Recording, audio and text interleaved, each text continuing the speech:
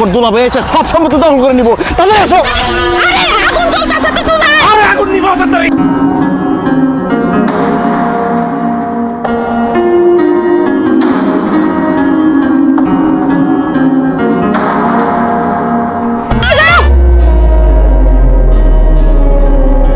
কি ব্যাপার এরকম ঠাডা পড়া রোদে তুমি দৌড়াইতেছো কেন? শ্বশুর বাড়িতে আমার দ্রুত যাইতে হইব না। খবরদার একটা ফালতু কথা কইবা না। আম্মা কি করছে তুমি শুনো নাই ফোনে?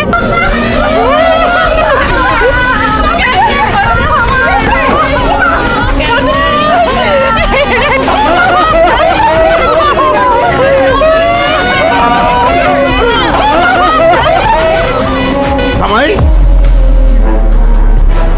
তোমরা কান্দছো কেন, কি হয়েছে? আব্বা আপনি এখনো মরেন নাই? কি ফালতু কথা মনে নেই মানে? আর আমি যদি মরে যাই তাহলে তোমার সামনে দাঁড়ায় আছে কেমনে কইরা? তাও তো অবশ্য ঠিক, আপনি মরে গেলে তো আমার সামনে দাঁড়ায় থাকতে পারতেন না। এই আম্মা, আপনি এটা কি কাজ করলেন? ফোন দিয়ে এমন ভাবে কান্নাকাটি করে বললেন যে আব্বা অসুস্থ। আমি তো ভাবছি আব্বা মারা গেছে।